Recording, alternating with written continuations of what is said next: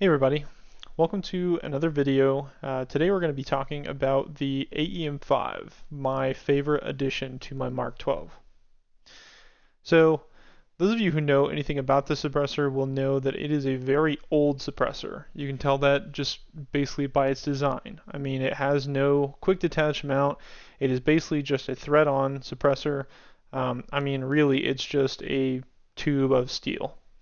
That being said, it is probably the best suppressor I've ever shot in sound reduction. We'll talk about some of the other drawbacks in the AEM-5, but let it be known that this is an amazingly quiet suppressor.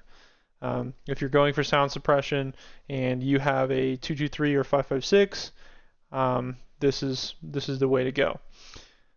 For clone correct cans, this is probably the most affordable one. That is, if you're not considering the AAC M4 2000, but this comes in right around $600 or $700. That being said, like I said, it's just a steel tube.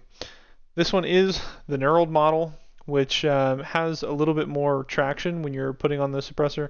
Oh, and by the way, as you can all tell, I went ahead and spray painted it just to match my Mark 12. But the knurling is nice. I think the knurling is an additional fee, but it's definitely well worth it just because it gets kind of slick, gives you something to grab onto when you're taking it off and putting it back on. So the end cap is nothing fancy. The end cap just has kind of a radial thing going on there. It has no fancy flash cap like the night scans or anything like that. This can is super old and it's nothing fancy, but it does what it does really well. I'm not exactly sure the number of baffles, but what is unique about this can, and that we'll talk about, is its mounting mechanism and its repeatability of 0.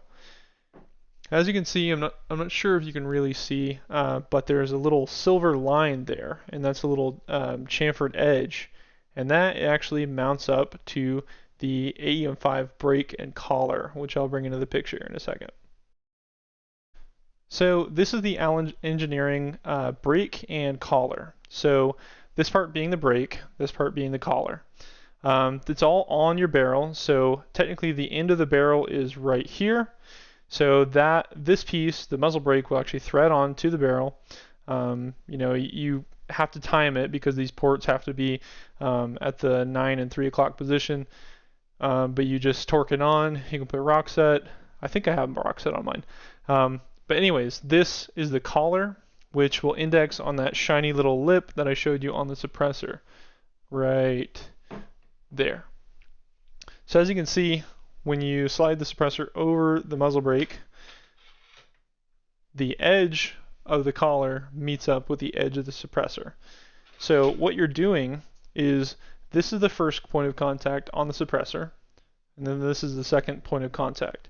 So what that does is you're actually torquing it down here, and this is just a concentric, an even, basically it makes it repeatable at a point of 0.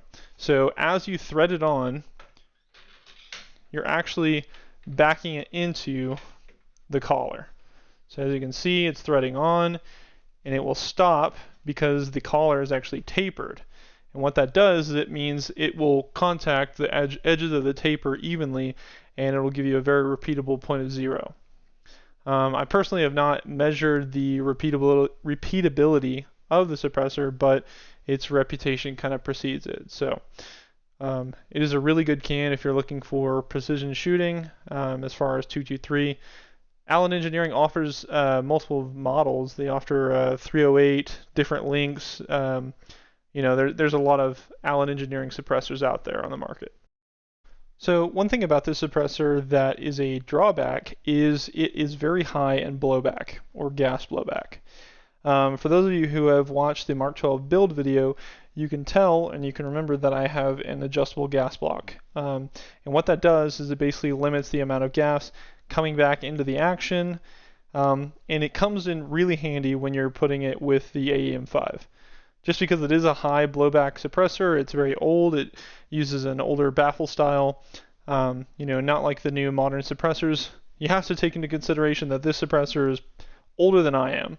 But that being said, you can sort of put a band-aid on it by putting a suppressor gas block or an adjustable gas block.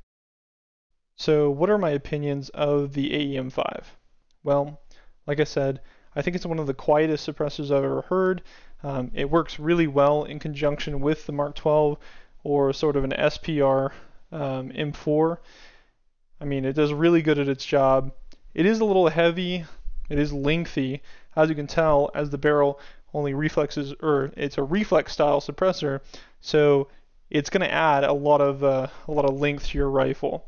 That being said, since the suppressor is a reflex design, one thing you're going to have to accommodate for when you're building a rifle like this is there's going to have to be some space behind the muzzle for the suppressor. So some people run their suppressor under a rail, so that would work. But for people who are going to run it on a 10-3, you have to accommodate that length between the collar and the muzzle brake if you were to do that.